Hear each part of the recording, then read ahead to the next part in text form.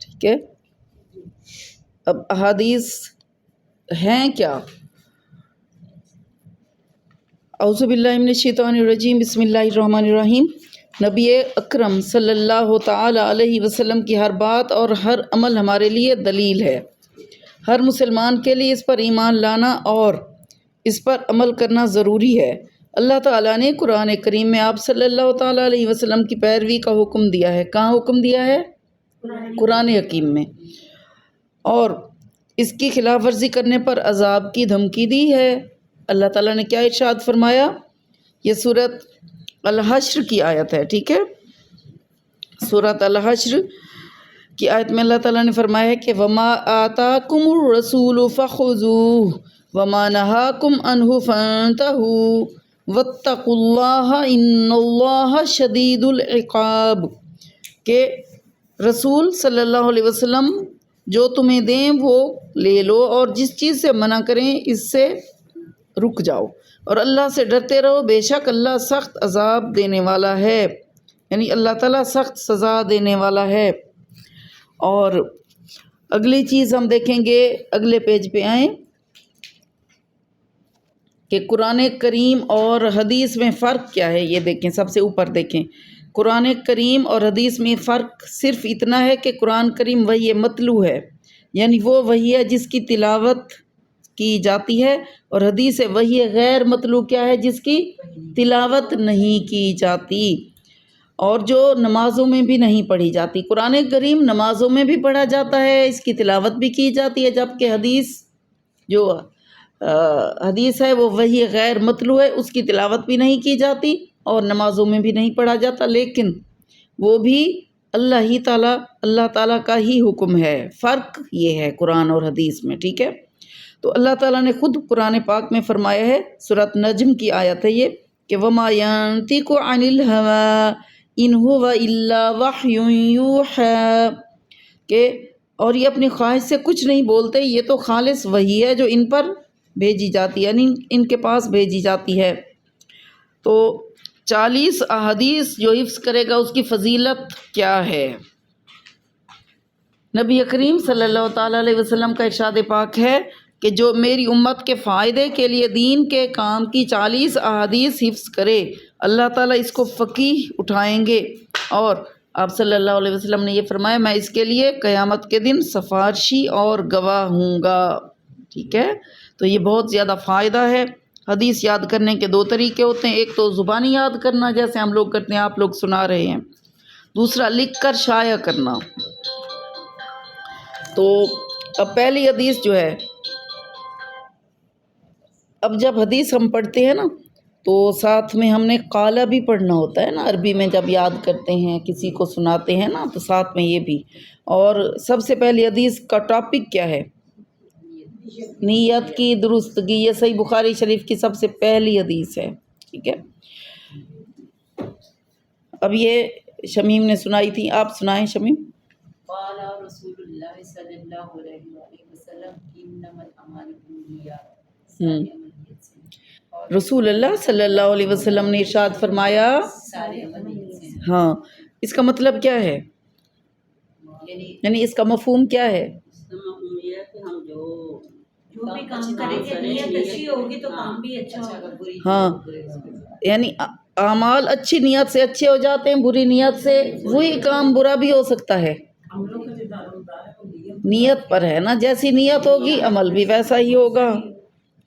تو یہاں پر جن کاموں سے شریعت نے روکا ہے ان کو تو کسی بھی نیت سے کیا جائے تو وہ غلط اور ممنوع ہی رہیں گے. یعنی اگر نبی صلی اللہ تعالیٰ علیہ وسلم نے کسی کام سے روکا ہے اور ہم کہیں کہ ہماری نیت تو بڑی اچھی تھی اس کو کرنے کی، تو وہ اچھا نہیں ہو جائے گا، وہ ہر حال میں ممنوع ہی ہے، منع ہی ہے. تو اب یہاں پر ہے کہ بعض اوقات ہماری نیت ہوتی ہے اللہ تعالیٰ کو خوش کرنے کی، کوئی کام کرتے ہیں نا کس لیے کہ اللہ تعالیٰ خوش ہو جائے، تو ہماری اچھی نیت سے ہمارا کام اچھا بھی ہو جائے گا. اور اگر اس کام کے کرنے میں لوگوں کو دکھانا، اپنی نیکی جتلانا مقصود ہوگا تو اس دکھاوے اور ریاکاری کی وجہ سے یہ عمل برا بھی ہو سکتا ہے. اب یہاں دیکھیں، مثلاً کوئی اس لیے خوب لمبی نماز پڑھتے ہیں کہ دیکھنے والے نیک سمجھیں۔ کیوں پڑھتے ہیں؟ تاکہ دیکھنے والے نیک سمجھیں۔ تو اس کی یہ نماز اس ریاکاری کی وجہ سے بری ہو جائے گی، کیونکہ نیت اچھی نہیں تھی نا، لوگوں کو دکھاوے کی تھی، اور بجائے ثواب کے عذاب کا سبب ہو جائے گی، حالانکہ پڑھی تو نماز تھی، اور اگر اللہ تعالیٰ کو خوش کرنے کے لیے پڑھی ہے تو اس کو ثواب ملے گا۔ اسی طرح اللہ تعالیٰ کی نعمتیں ہیں جن میں اللہ تعالیٰ نے بے شمار نعمتیں عطا کی ہیں، کھانا پینا ہے، پہننا اوڑھنا ہے۔ اگر ہر چیز ہم یہ استعمال کرتے ہوئے یہ نیت کریں کہ اللہ تعالیٰ نے یہ نعمت ہمیں عطا کی ہے، ہم اگر اس کو یوز کریں گے اور اس کا شکر ادا کریں گے تو وہ اللہ تعالیٰ راضی ہو جائے گا، تو اللہ تعالیٰ راضی ہو جائے گا۔ نیت کیا ہوگی کہ اللہ تعالیٰ نے جو نعمت دی ہے اس کا اظہار کرنا اللہ تعالیٰ کو پسند ہے، یہ نہیں کہ لوگوں کو دکھانے کے لیے لوگ بڑی تعریف کریں۔ جیسے آپ نے دیکھا ہے نا، کتنے سارے لوگ ہیں وہ کام کرتے ہیں لیکن کس لیے کرتے ہیں کہ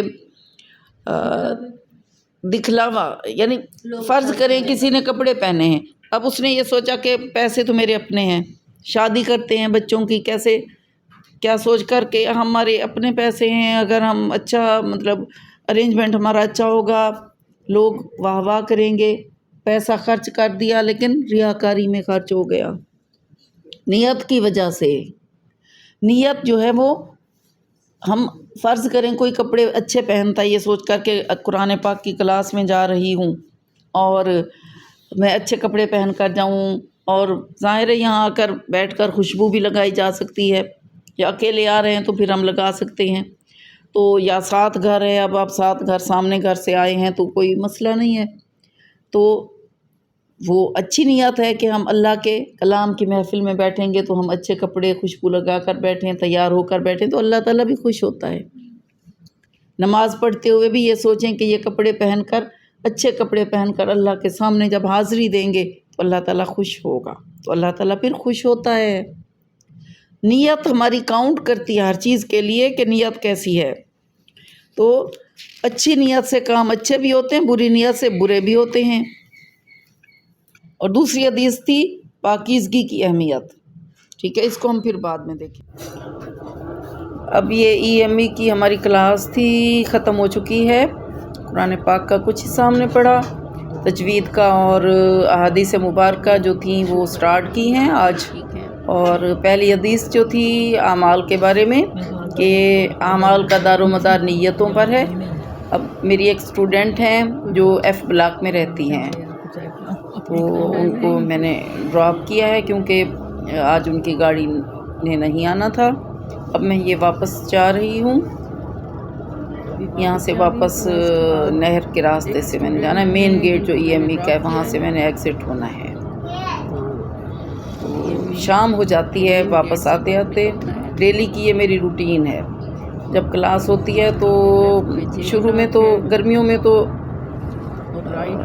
شام کا ٹائم ہوتا تھا اور دن میں ہی گھر واپس آ جاتے تھے، لیکن اب سردیاں ہیں، دن چھوٹے ہو گئے، راتیں بڑی، یہ اللہ تعالیٰ کا ایک سسٹم ہے، ایسے ہی ہونا ہے۔ تو دن چھوٹے ہونے کی وجہ سے مغرب ہو جاتی ہے، یعنی اگر ہم جتنا بھی کم ٹائم رکھیں کلاس کا پر شام ہو ہی جاتی ہے، اور پھر یہ ہے کہ کبھی ایک کو کبھی دو لوگوں کو پک بھی کرنا ہوتا ہے، ڈراپ بھی کرنا ہوتا ہے، کیونکہ میرے پاس گاڑی ہوتی ہے تو آتے ہوئے میں لے لیتی ہوں۔ اس طرح بھی اللہ تعالیٰ کی طرف سے اجر ہی ملنا ہے مجھے، اور یہ اضافی اجر ہے، جانا تو ویسے بھی ہوتا ہے تو ساتھ میں کسی کو لے لیا، کسی کو چھوڑ دیا۔ اب یہ مین گیٹ کی طرف میں جا رہی ہوں، اور راستے میں مغرب کی اذانیں بھی ہو رہی تھیں جب نہر پہ میں گئی، نہر سے شاہکام چوک اور پھر بحریہ ٹاؤن، تو یہ میرا راستہ ہے۔ اور آپ یہ دیکھیں کہ یہ ہماری زندگی ایسے ہی زندگی گزر جاتی ہے، صبح ہوتی ہے پھر شام ہوتی ہے، ایک دن ختم ہو جاتا ہے، اور ایسے ہی ہماری زندگی کا بھی ایک دن ڈیلی ختم ہو رہا ہے۔ شام اور صبح اصل میں نا اللہ تعالیٰ نے یہ ہمیں نشانیاں دکھائی ہیں کہ دن ہوتا ہے تو امید انسان کو ہوتی ہے، روشنی کی امید ہوتی ہے، اور جب شام ہوتی ہے تو انسان کو یہ بھی یاد رکھنا چاہیے کہ زندگی کی بھی ایک شام ہونی ہے اور اس کے لیے بھی تیاری کرنی ہے۔ ٹائم گزر رہا ہے اور بہت تیزی سے گزر رہا ہے۔ جیسے ہم قرآن پاک میں پڑھتے ہیں کہ قیامت والا دن ہوگا تو قیامت والے دن ایسے لگے گا جیسے کہ ہماری پوری زندگی جو تھی وہ ایک دن کی تھی، اور کہیں پر تو ہے کہ ایک گھڑی بھر کی زندگی تھی، بس چند لمحوں کے لیے ہم دنیا میں آئے تھے، تو تھوڑی دیر کے لیے آئے ہیں تو اچھا ہی کر کے جانا چاہیے۔ اب یہ دیکھیں کہ شام ہو گئی ہے اور اذانیں بھی ہو رہی ہیں مغرب کی، اور گھر تک جاتے جاتے نماز کا ٹائم ہو جاتا ہے، تو راستے میں پر گھر جا کے نماز میں نے ادا کرنی ہوتی ہے مغرب کی۔ اس کے بعد پھر تھوڑا سا ریسٹ یا واک کرنے میں چلی جاتی ہوں۔ اگر صبح کو ٹائم نہیں ملتا تو میں شام میں جاتی ہوں روز گارڈن، اس میں 1 یا 2 راؤنڈ میں نے لگانے ہوتے ہیں ڈیلی، تو واپس آتی ہوں تو عشاء ہو جاتی ہے۔ تو یہی زندگی ہے اور ایسے ہی ختم ہونا ہے زندگی نے، تو کچھ کر کے جانا چاہیے جتنا بھی ہم کر سکتے ہیں۔ دیکھیں ایک ایک لمحہ جو ہے ہماری زندگی کا بہت قیمتی ہے۔ تو قرآن پاک میں ہم پڑھتے ہیں، احادیث مبارکہ میں ہم پڑھتے ہیں، ہمیں بتایا گیا ہے کہ یہ زندگی عارضی ہمیشہ کے لیے نہیں رہنی، تو ہمیشہ والی زندگی کے لیے ایسے کام کر کے جانے چاہیے کہ جو پھر ہمیں اگلی زندگی میں خوش رکھ سکیں۔ تو اللہ تعالیٰ سے دعا ہے کہ اللہ تعالیٰ ہمیں سمجھنے والوں میں بنا دے، آمین۔ اب یہ میرا راستہ ہے، یہ میں نہر سے جا رہی ہوں شاہ کام کی طرف، ابھی گھر پہنچ کے آپ سے ملتی ہوں۔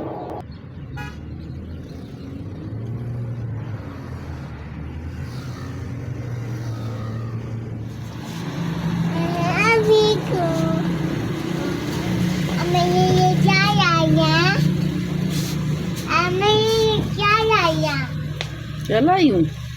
آپ نے کیا کھانا ہے؟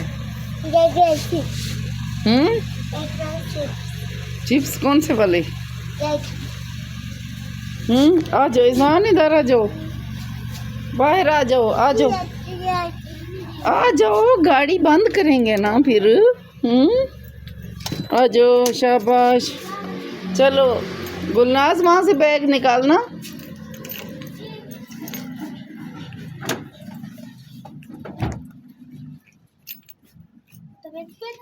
آؤ، ایپل لائی ہوں، دیکھو اس بیگ میں، اس ڈبے میں ایپل ہیں آپ کے لیے، آ جاؤ۔ چلو نیچے آ جاؤ، وہ کارڈ بھی اٹھا لو درمیان سے، اور یہ آگے چٹ جو رکھی ہے نا، یہ بھی کپڑوں کی ہے، اٹھا لو، کپڑے دیے ہیں نا ڈرائی کلینر والے کو، یہ لے چلو، ایپل ہیں اس میں، آپ اور رضوان کھانا۔ اس کے شوز نیچے گر گئے، اب گاڑی کے نیچے غصے جا رہا ہے۔ آ جاؤ بیبی،